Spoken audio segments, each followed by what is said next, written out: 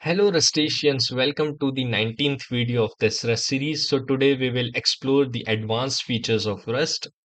And before moving forward with today's topic, let's just have a recap of our previous video. In previous video, we have covered the object-oriented programming, how we can achieve or work with OOP in Rust, as well as we have explored the four pillars of OOP, abstraction, encapsulation, inheritance, polymorphism.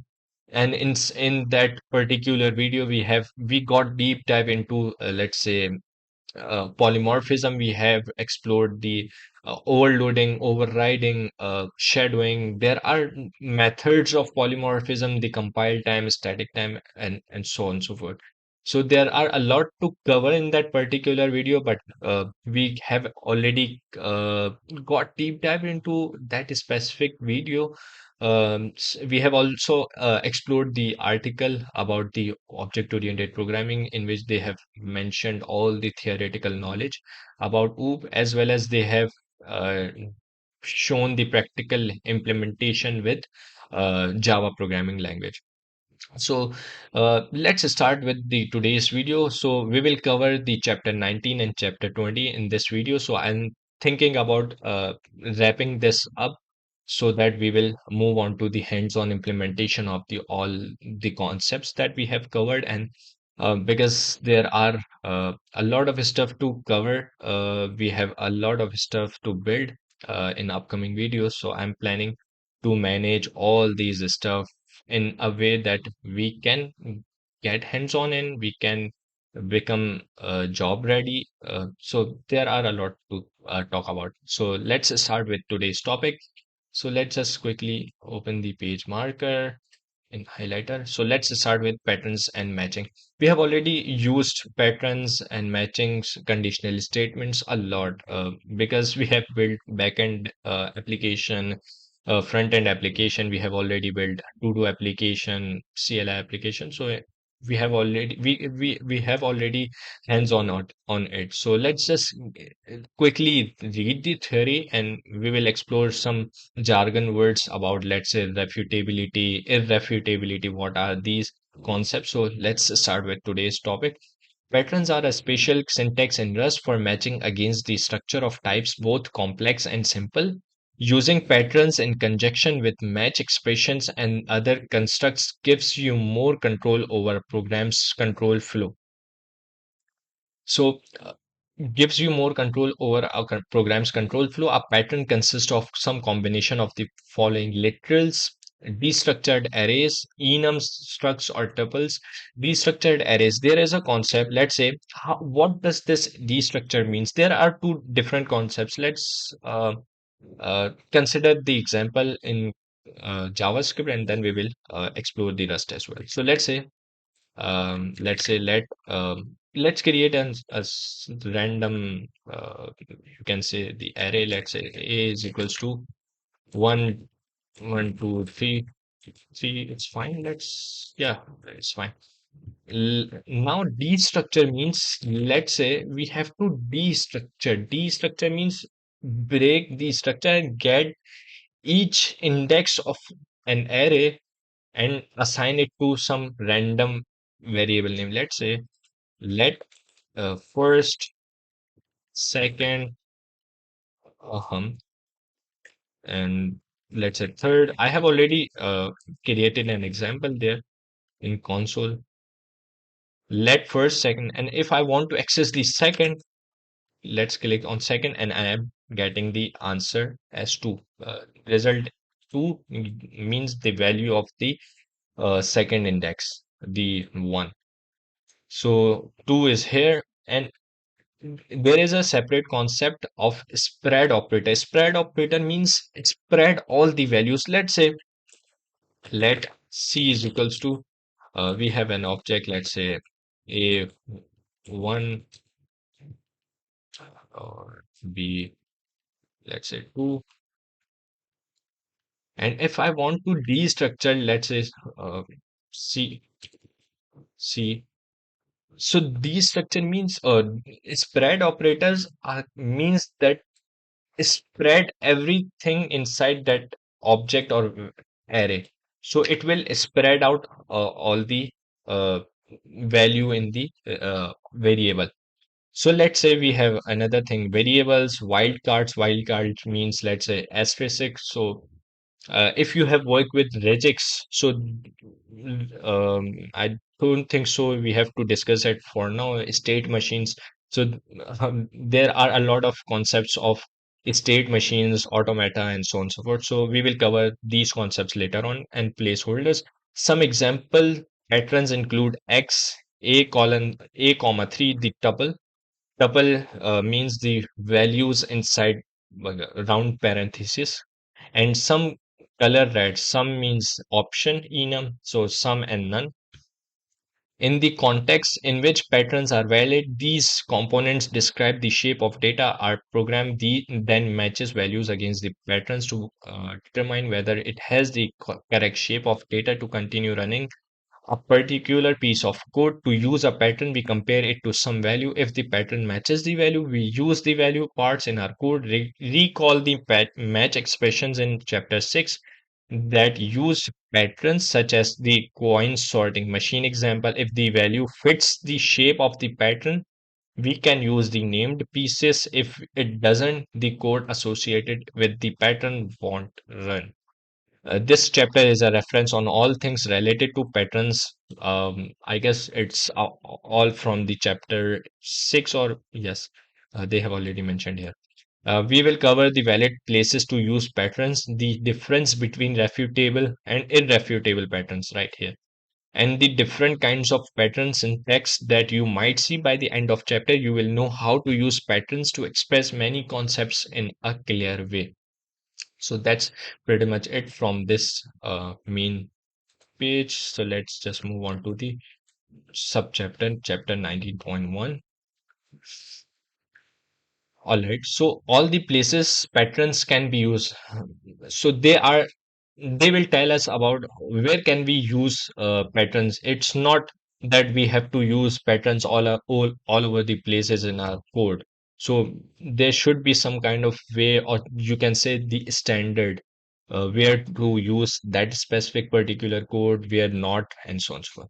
So let's say patterns pop in a number of places in Rust, and you have been using them a lot without realizing it.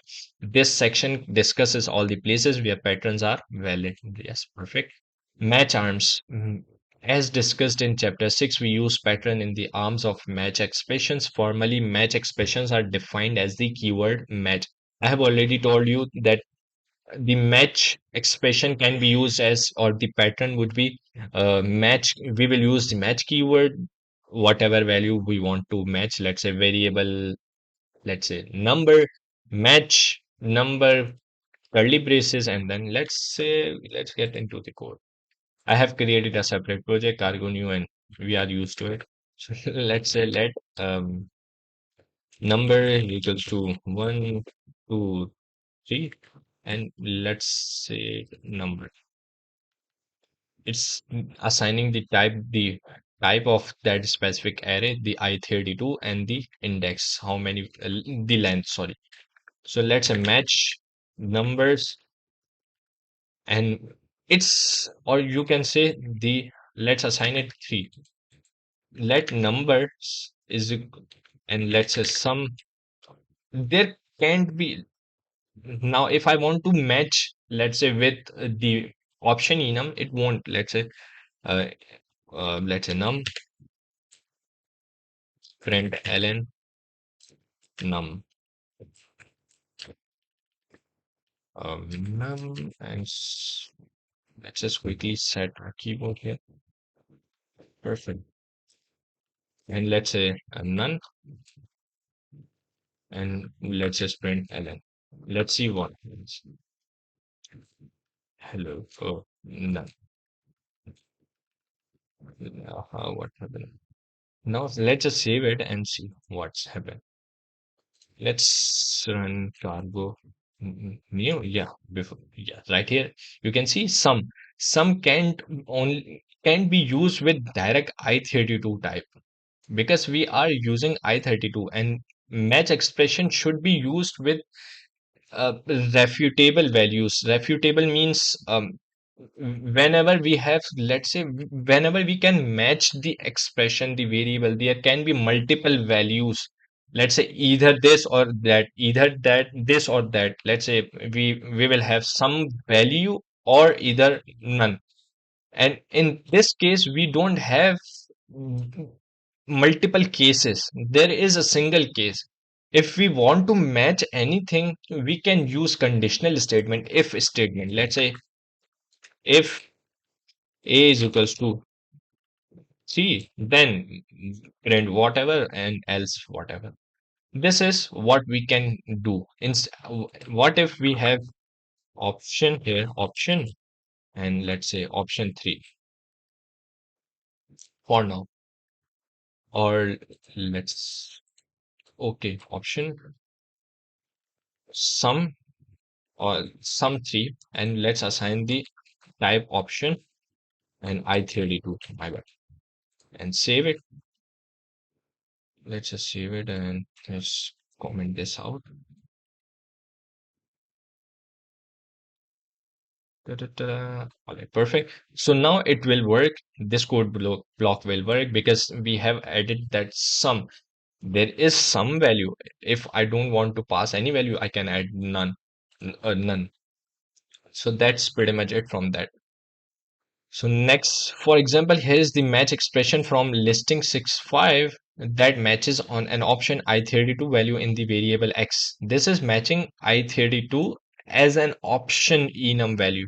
The patterns in this match expression are the none and sum I to the left of each row. One requirement for match expressions is that they need to be exhaustive in the sense that all possibilities for the value in the match expression must be accounted for. So all the values must be accounted. What that means? So let's say we have multiple cases. Okay, let's say what let's say there is an example we can take. Let's say there is a enum we have created status. So let's get hands on it. We can also, okay, we can also discuss this. Let me just open the lecture 19 cd dot, and let's open the code suppose inside VS Code. Dun. We can create a separate enum, let's say status, that we have already built in front-end development video, or let's just quickly open there.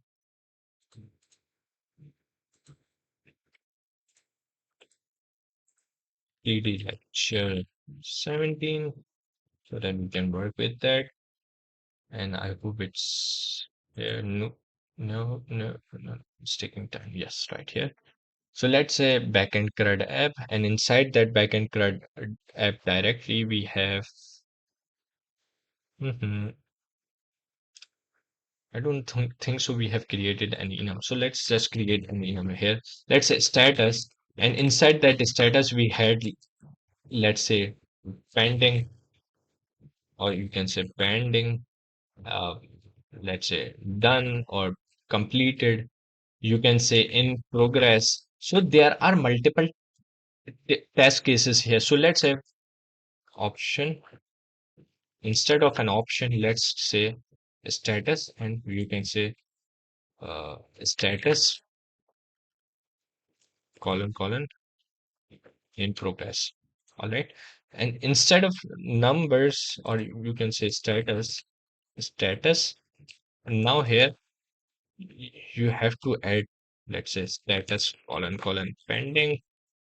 So you can say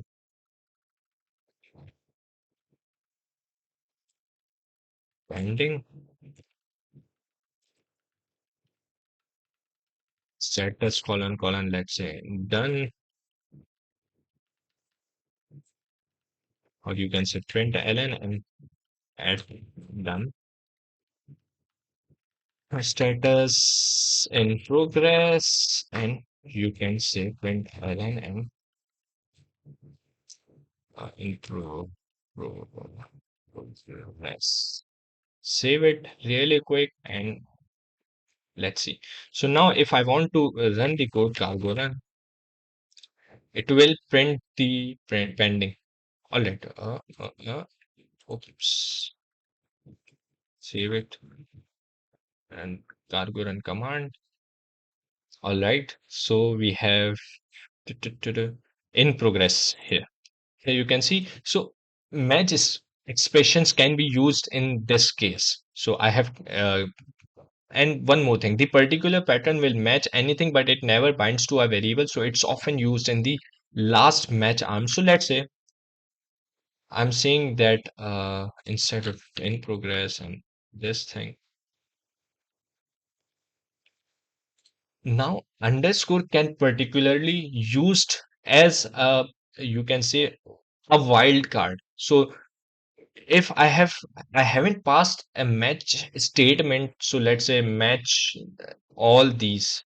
Instead of matching both of them, it will print, let's say if I have a status pending, it will print pending. If I haven't added any other status explicitly, mentioned status explicitly, so it will consider or it will directly move to this line of code. So what this means that it will consider, so let's say I don't have a specific condition to print that, I don't have a specific condition for that pending for done. So it will directly come here, match everything we have. Let's say if there is any other, so let's say bug, error, whatever. So it will consider it as done. It will run this line.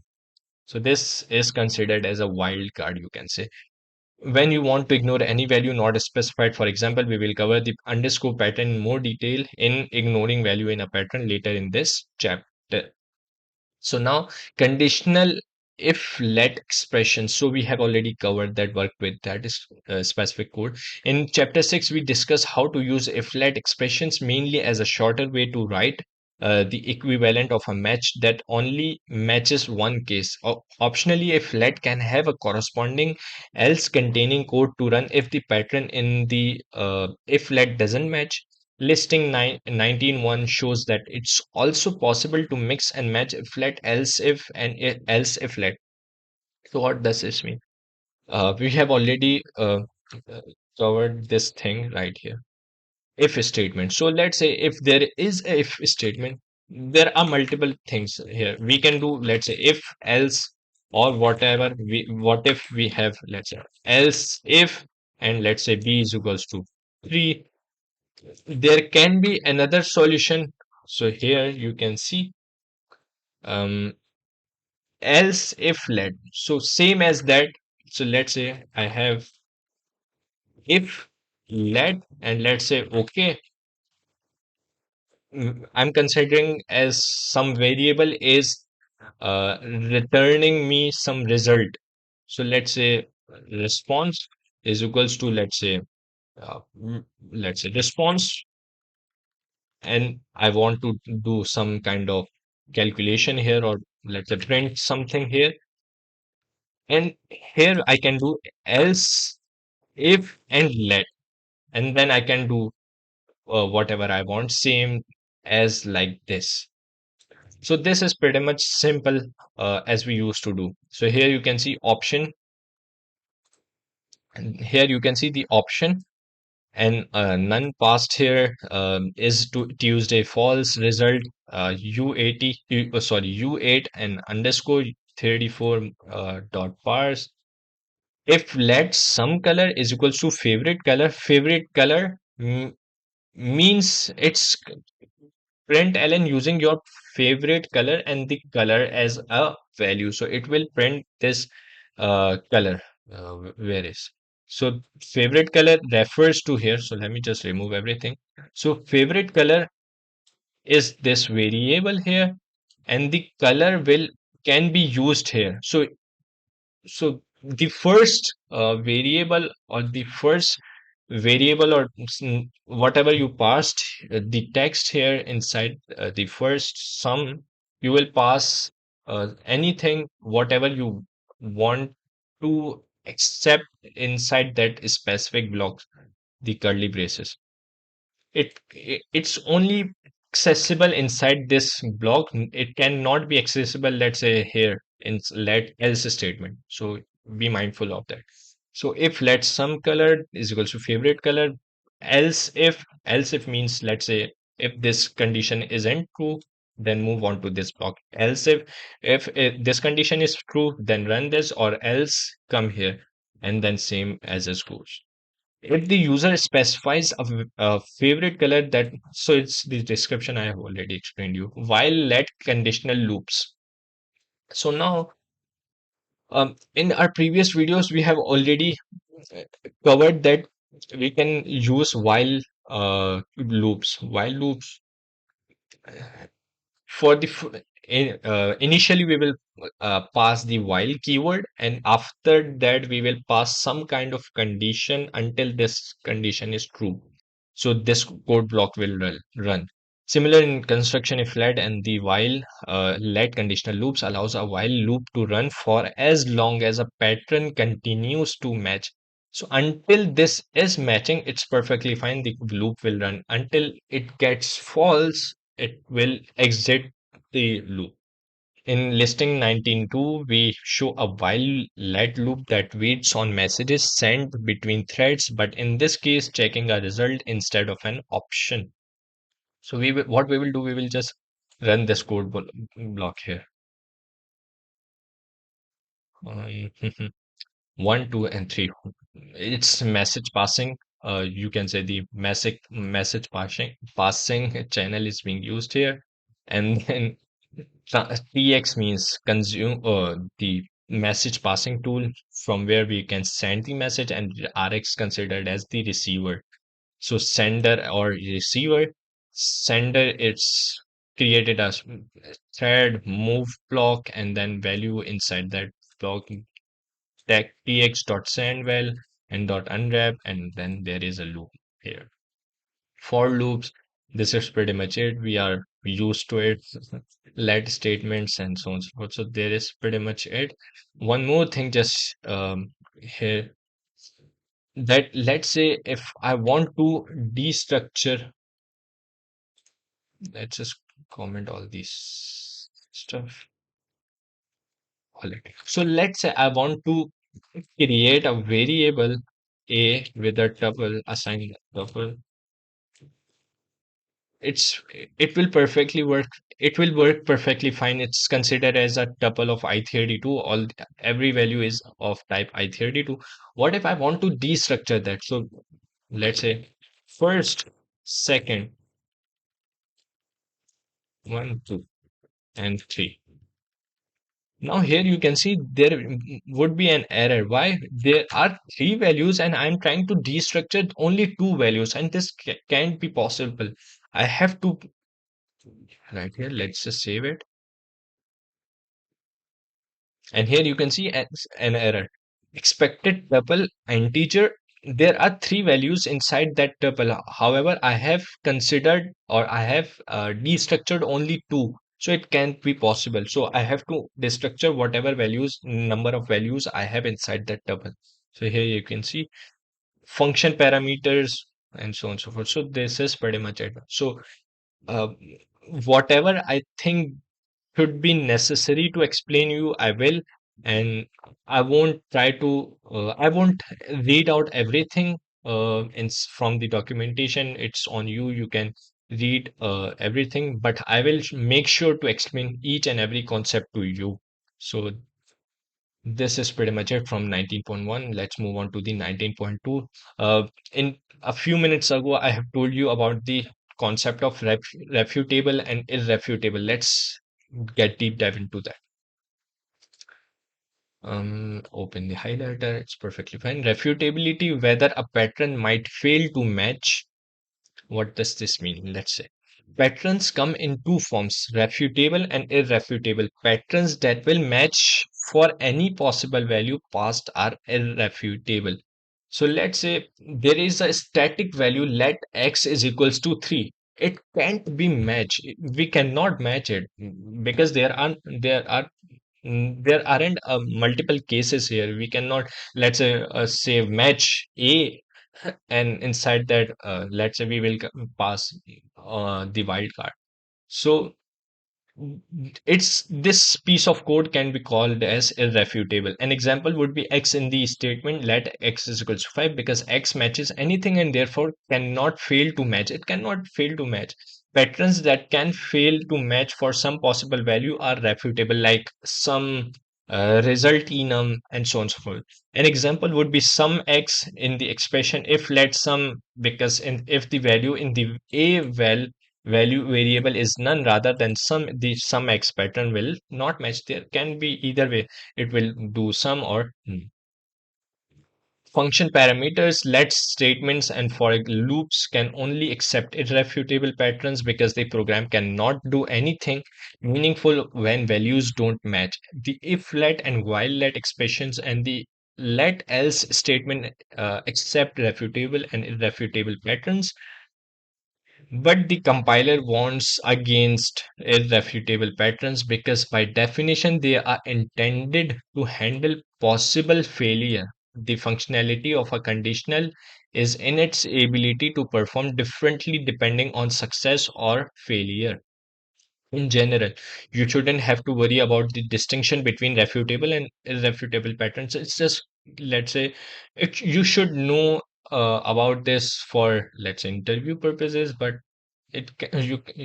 no one will ask you, let's say, why you haven't used refutable in your code. So let's say, or however you do need you you I, this is not necessary that you have to tell anyone that you haven't used refutable or irrefutable. It's pretty much simple for anyone if they have used, let's say, result enum and add the match expression. So they have used irrefutable, and if they have mentioned the explicit statement, this can be considered as refutable. Oh, sorry, irrefutable and the refutable. I have mixed both of them. So let's look at an example of what happens when we try to use a refutable pattern where Rust requires an irrefutable pattern and vice versa. Shows a let statement, but for the pattern we have specified some a refutable pattern. As you might expect, this code will not compile. Here you can see let some x is equals to some option value, pattern not none not covered. We have only pass the sum value and we are not matching the you can say the none case, the second case of that specific pattern. So here you can see some option value means if there is some value then do this, else if there is none then return directly. Let x, if you want to do it with irrefutable pattern, you won't do that. Let's say let x is equal to 5 else return, so you won't be able to do that. Warning, irrefutable let else pattern, it should only work with irrefutable patterns where there are multiple cases.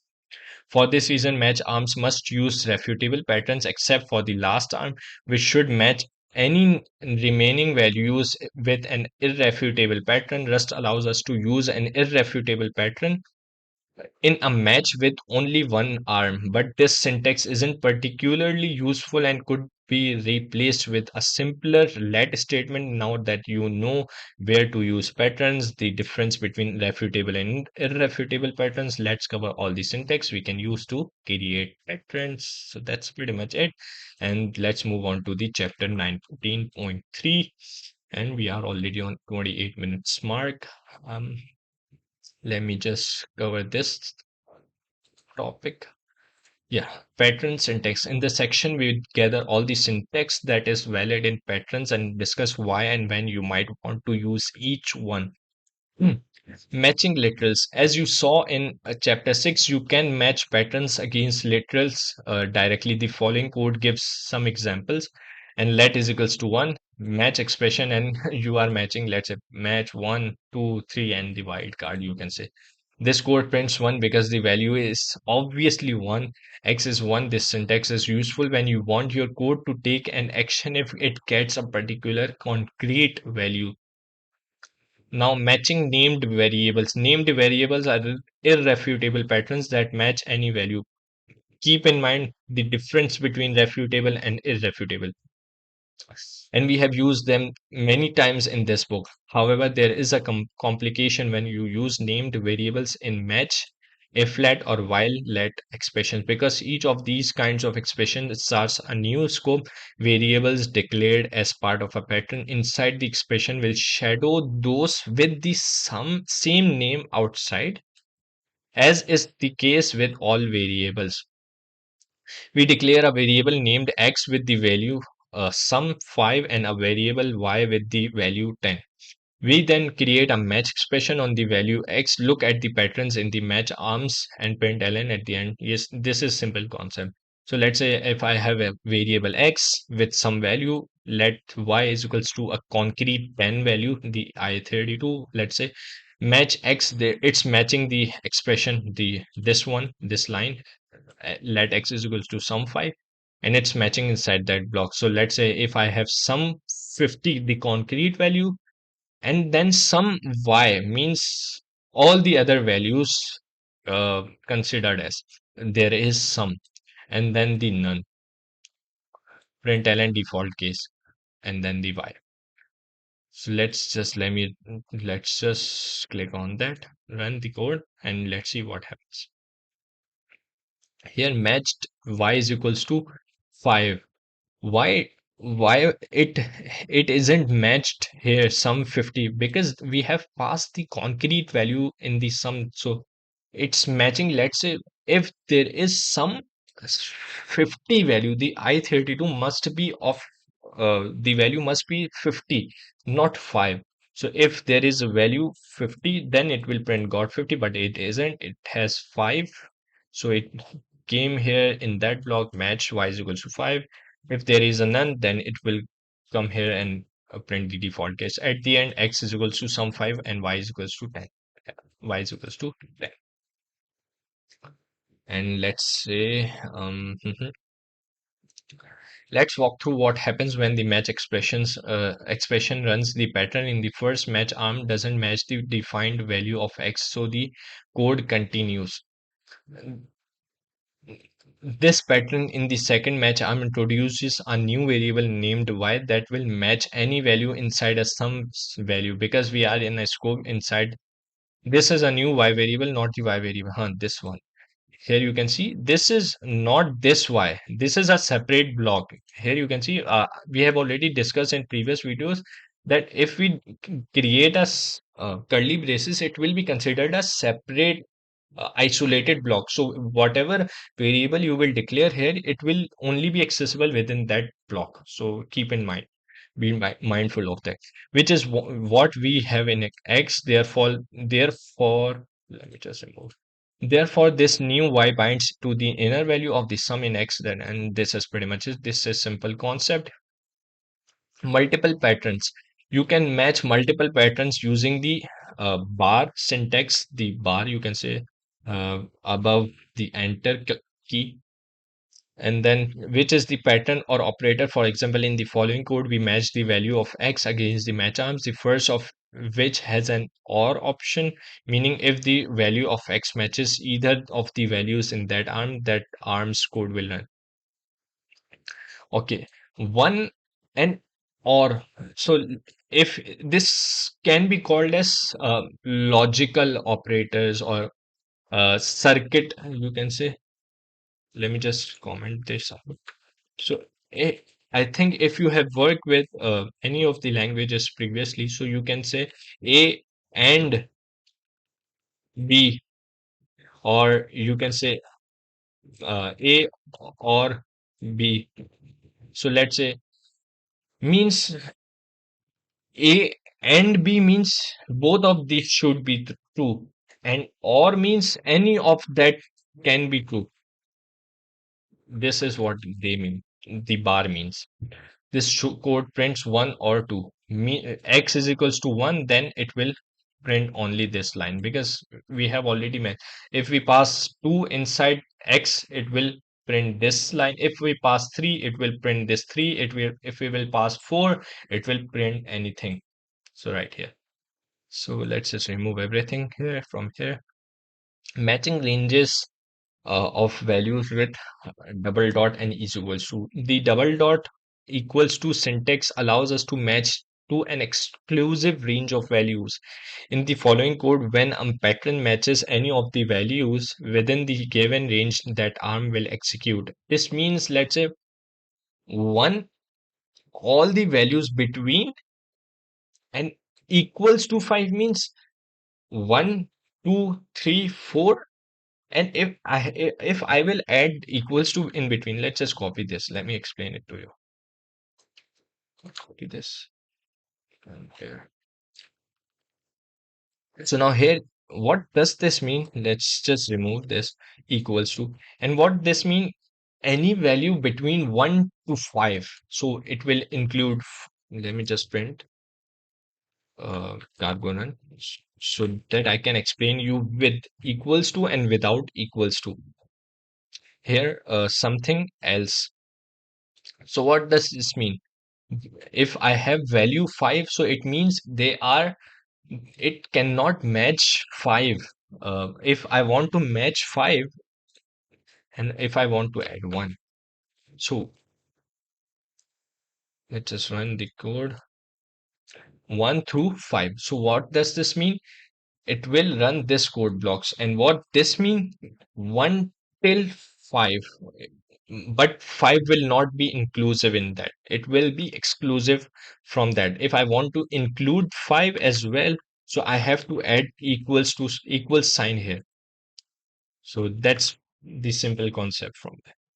So if x is 1, 2, 3, 4, 5, and then this is the explanation of that. Here in example using ranges of character values. So they are adding the character values. So a till j, a till whatever character you want, because these are the static values. So let's say 1, 2, 3, these are the concrete numbers. A till z, these are the concrete characters will remain same all over the computers and PCs, because these values follow the ASCII characters values and so on and so forth. Rust can tell that C is within the first patterns range and prints early ASCII, SC, whatever you want to say, letter.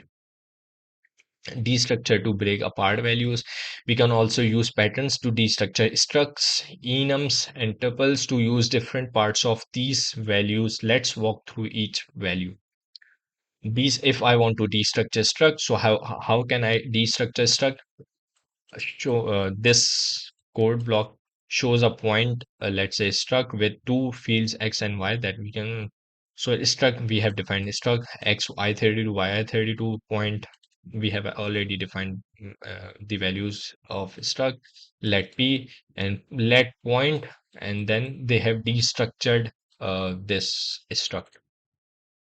So we have to follow this structs syntax. Specifically for tuple, we have to pass the parentheses. For arrays, we have to pass the uh, square brackets. And for structs, we have to first pass the name of struct, and then we can destructure the values from that. So it's pretty much the same thing for structs. So they are explaining the code block. And if I want to, let's say, run the code block, it will um, because it's asserting there should not be any input or output, so no worries about that whether it's working or not. So it's working fine. So let's say we are on 38 minutes mark, so I have to explain much more from that topic. So this code creates the variables x and y that match the x and y fields of the type of p variable. The outcome is that the variables x and y contain the values from the p struct. We can also destructure with literal values as part of the struct pattern rather than creating variables for all the fields. Doing so all allows us to test some of the fields for particular values while creating variables to destructure the other fields. And we have a match expression that separates point values into three cases: points that lie directly on the x-axis. So it's explained in this piece of code. We have defined this p, the struct p, the values of struct are there, field x0 y0 or y7, and then matching the p. So I'm matching all the struct values. So let's say point x y is equals to 0, then this whatever value inside x, there's no matter, y must be 0.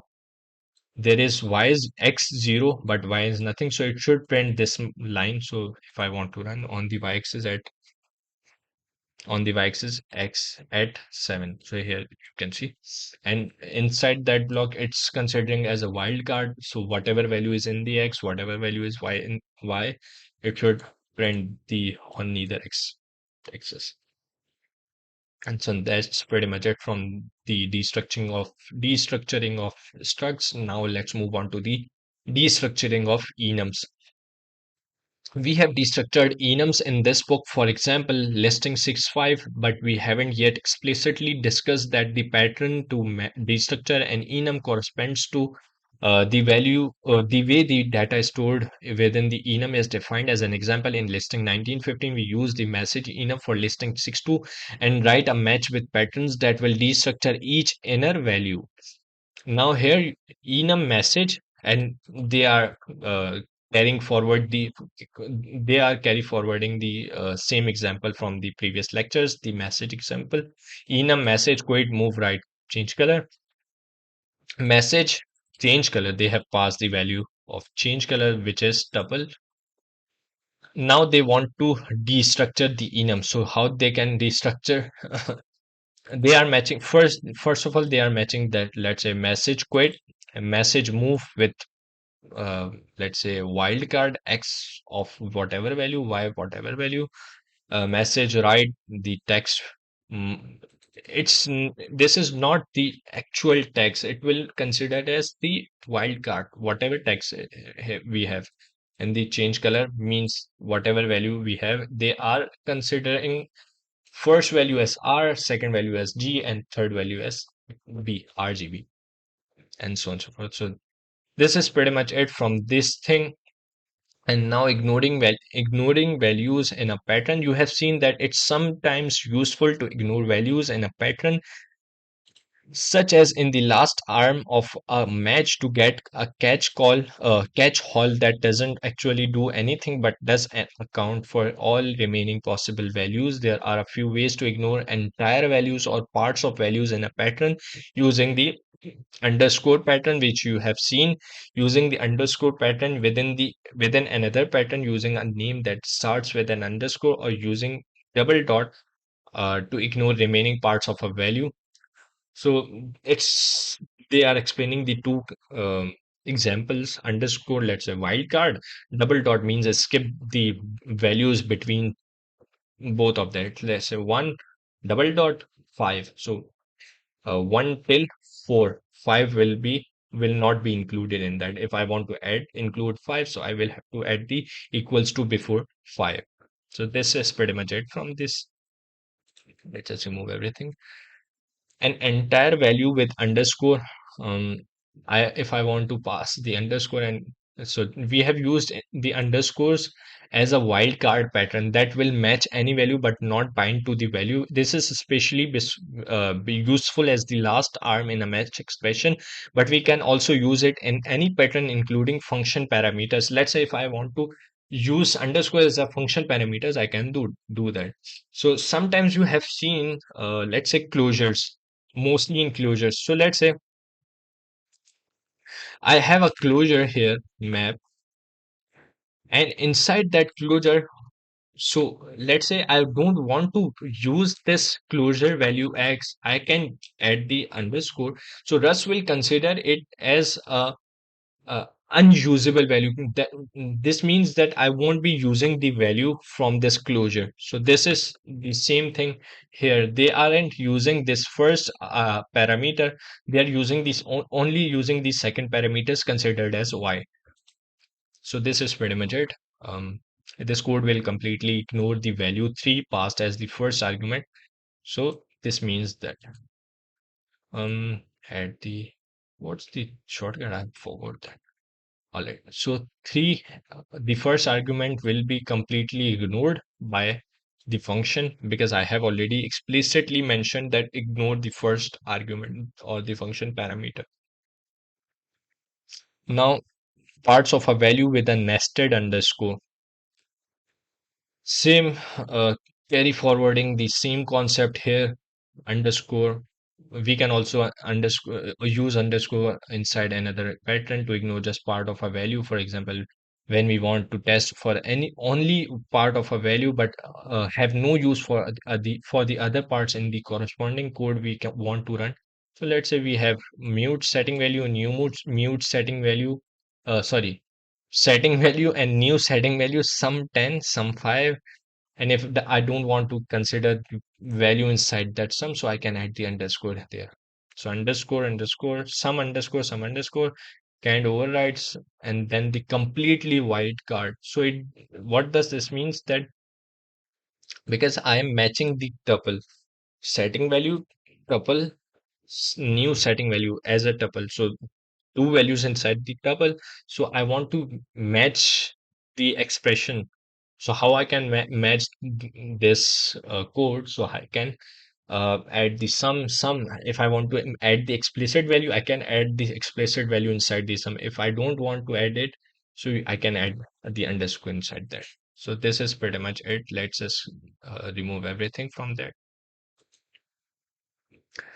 Now this code will print so they are explaining that, and this is pretty much it from this section. And yes, right here. So let's remaining parts of a value with double dot. So the same concept here.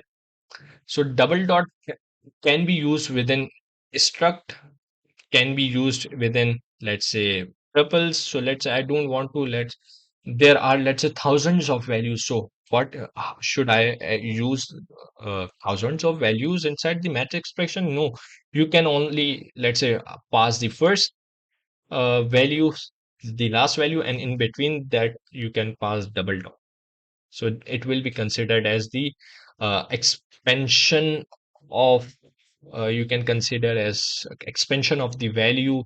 So let's say so if you have, let me show you an example here. Let's just bring the Google here. Let's just search something Rust BlockDev. And I hope there should be multiple pages, right? No. So I have to remove BlockDev from here. Let's just run the search for Rust, and I hope we have multiple. No. So no, we don't have here, but in previous versions we had the dot dot here. So let's say if I have multiple pages after 9, so it usually shows me a double dot and then 10 page number 10 or page number 100. So this is an example I wanted to show, but so it will take some time. So instead, let's just ignore that. However, using double dot must be unambiguous. If it is unclear which values are intended for matching and which should be ignored, Rust will give us an error. So let's here. You cannot use uh, double dot at the first place and at the last place. It will considered as Rust will become confused. What are you matching here? So right here. So you will see it can only be used once per tuple pattern. So you can only use for the first time. So let's say double dot and the third value. This can be fine. So let's say I want double dot and let's say 32. So it will consider all the values before 32, double dot and 32. This is pretty much fine. You can use that. Or let's say 1 and double dot. So all the values after 1. Extra conditionals with match guards. A match guard is an additional if condition specified after pattern in a match arm that must also match for that arm to be chosen. Match guards are useful for expressing more complex ideas than a pattern alone allows. Note, however, that they are only available in match expressions, not in if let or while let expressions, and so on and so forth. So there is an example here, and you can go through that. This is the or expression, the bar. So now this match condition states that the arm only matches if the value of x is equal to 4, 5, or 6, and if y is 2, when this code runs, the pattern of the first arm matches because x is 4, but the match card if y is false. Let me just explain it to you here. 4, 5, or 6 if y, and then the so if there is a true, then it will run this. If it isn't true, then it will go to the next line. So does match, and this program prints no. The reason if that if condition applies to the whole pattern, not just to the last value 6. In other words, the precedence of a match guard in the relation to a pattern behaves like this: 4, 5, 6 if y, rather than this 4, 5, 6 if y. So this is pretty much simple. When this code the first, because x is 4, but the match arm guard if y is false, so the arm is not chosen. And if y means it should also be true. Y is true, because I have added the if statement here. In if I don't want to, uh, this will be considered as part of this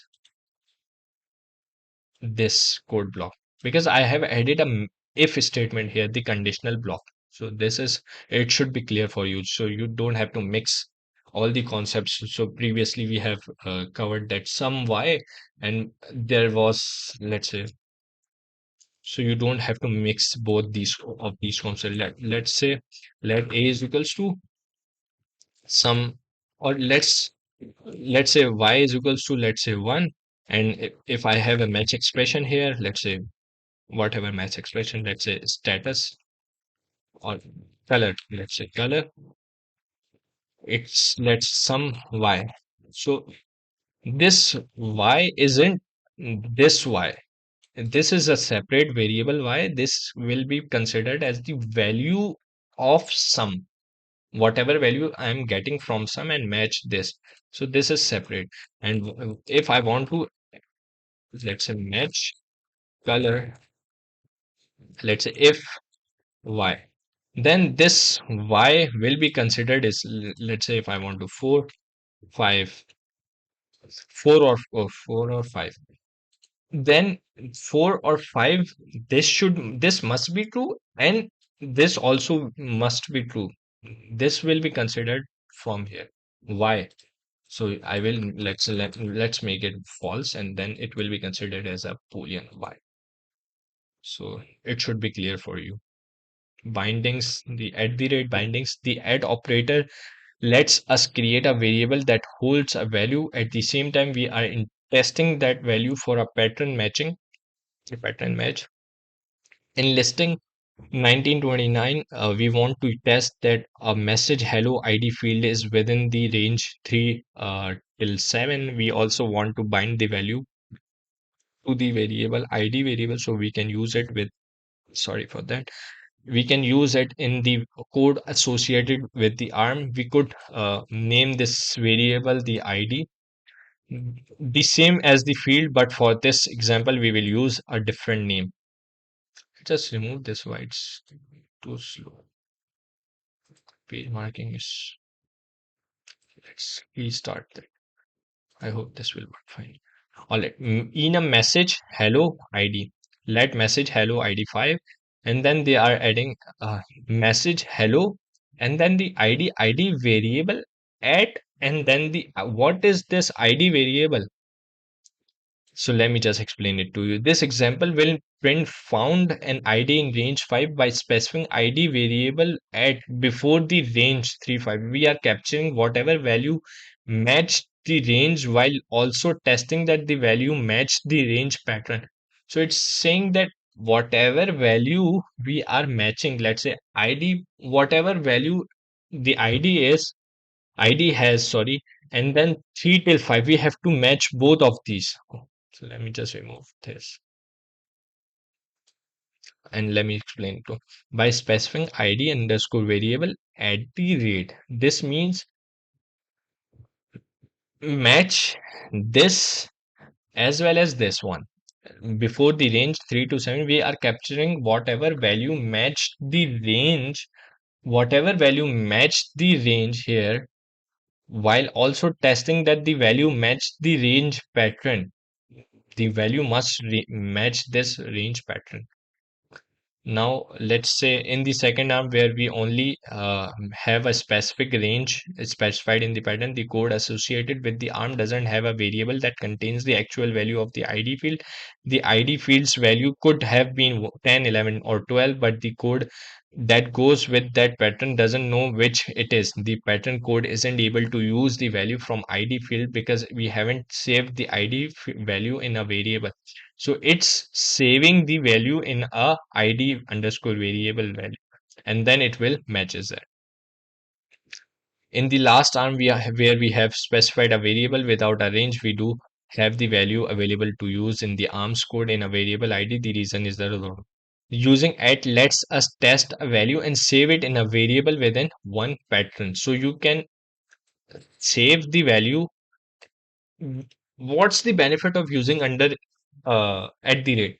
So it means let's say I have whatever struct value. Let's say point same we have or p for point, and whatever we are matching here. Let's say hello or struct. Let's say hello. Let's consider hello message, and inside that we can add let's say ID 3, and we can print any of the thing we are whatever. This is explicit. We have mentioned the explicit value 3 to the ID. However, if I want to consider match the let's say a specific pattern as well as I want to save that value. So let's say this is considered as let's say var variable at the rate. At the rate means test the value from let's say it, at the rate means whatever value we are getting in the ID. So test the value with this pattern, and if it is true, then save it inside that, and we can use let's say print ln, and we can let's say print variable. Yes, variable. So sorry for the disturbance. I hope you haven't heard anything. So 3.5 equals to 5. So it will test this. If it is true, then save it inside that variable. This is pretty much it. Let's just go back to the documentation, and now, okay, this is pretty much it. We have done. Okay, this is an achievement. Thus, patterns are very useful in distinguishing between different kinds of data when used in match expressions. This ensures your patterns cover every possible value, or your program won't compile patterns in let statements and function parameters make those constructs more useful, enabling the destructuring of values into smaller parts. At the same time as assigning those parts to variables, we can create simple or complex patterns to suit our needs.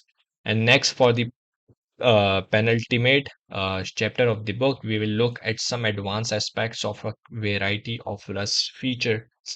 So we are already on 57 minutes mark. So um, I am thinking of recording the next chapter into a separate video because it will become so longer. So I have to. So let's just have some taste of it. Let's just review it. Okay, let's just start with chapter 20. I think it will be of 2 hours of 2 hour of 2 hour video. So let's just start with that. So advanced features. By now you have learned the most commonly used parts of the Rust programming language. Before we do one more project in chapter 21, we will look at a few aspects of the language you might run into every once in a while but may not use every day. You can use this chapter as a reference for when you encounter any unknowns. The features covered here are useful in very specific situations. Although you might not reach for them often, we want to make sure you have a grasp of all the features Rust has to offer. In this chapter, we will cover unsafe Rust. Uh, so let's say unsafe Rust means a specific code block, the isolated code block where you can run any of the features. Let's say if I want to run the feature of C++, so you can add an unsafe block, use, let's say I want to use C++, concepts of C++ here, and so you can do that. If I want to do something that's not particularly used inside the Rust, let's say by any means, you can say it like it's not the standard way to work with, so you can use like say unsafe block and you can work with that. How to opt off some of Rust guarantees and take responsibility for manually upholding those guarantees. So let's say if Rust guarantees for a, let's say, ownership concept, the memory management, so you can get that responsibility, and let's say you want to hold this responsibility by yourself, so you can do that by adding an unsafe block and whatever functionality you want to pass in. So Rust won't guarantee for that specific block, so it's considered as unsafe or dangerous block, you can say. Advanced traits, associated types, default type parameters, fully qualified syntax, super traits, and the new type pattern in relation to traits. Advanced types, more about the new type pattern, type aliases, the never type, and dynamically sized type, advanced functions and closures, macros, macro rules, ways to define code that defines more code at compile time. It's a panoply of Rust features with something for everyone. Let's dive in. So here we are at chapter 20.1, unsafe Rest.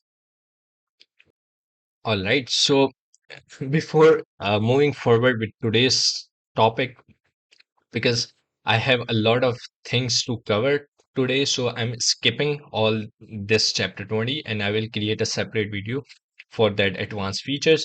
So let's just create, let me just bring the LinkedIn post as I used to review in our previous videos about, let's say, what we have covered, what we have built. I usually share the theoretical topics, theoretical knowledge on my socials, let's say LinkedIn, Threads, X. um, w- there are a lot of platforms there, so you can follow me, subscribe. You can also subscribe the channel. I haven't said it in my videos, so that's it. So let's say let's just bring that here. Okay, so I, because I usually try to think about how we can, how I can explain the topic in easiest way possible. So for the front end development application, so because in our previous video we have built the front end application with Rust, so I thought why not compare Wasm, because there is a commonality or the confusion with amongst the developers that Wasm is kind of a Rust framework. So it isn't. Wasm is a separate thing, is a, you can say, and the Rust framework is different. So everything we have declared inside the Rust frameworks, it will be compiled to Wasm. So let's say I have tried to make it interactive conversation between Wasm, the WebAssembly, and Rust front-end frameworks. Just finish, and this is not thing to do with today. So the conversation, Wasm, I'm the compilation target that makes Rust run in browsers. It's the compilation target. All the front-end frameworks compile their code in Wasm. Without me, your Rust code stays on the server. You right, but I give developers React like components with virtual DOM, familiar patterns, type safety, mature ecosystem. Dioxys. I can do that and run on desktop and mobile. So it's a platform application. Cross platform from one code base. So it one code. So you will write one code.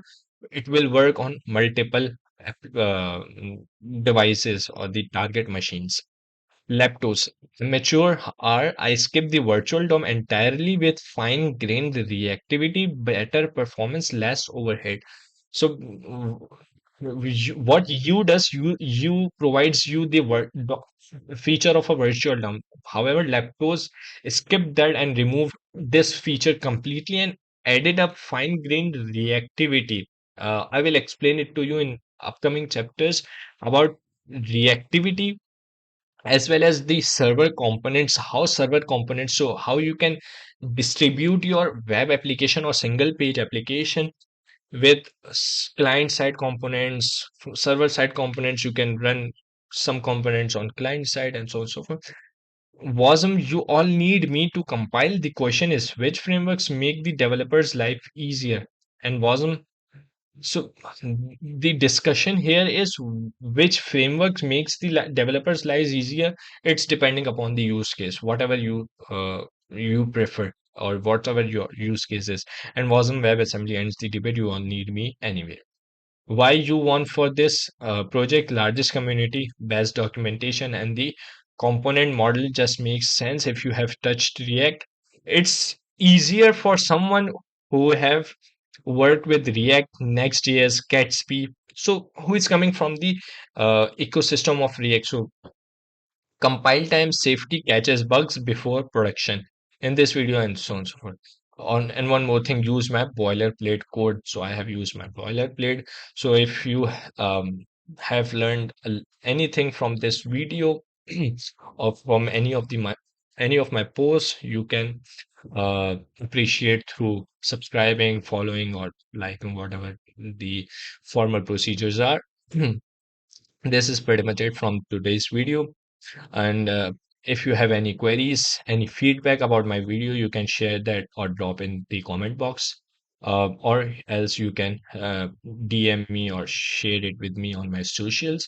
I would love to answer your or address your queries and will surely work on the feedback, whatever you will share with me.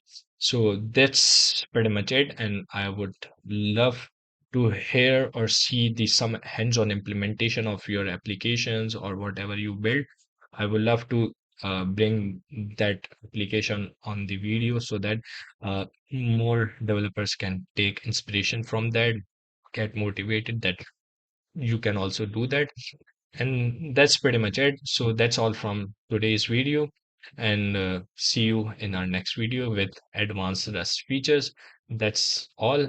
Bye and be safe and be productive.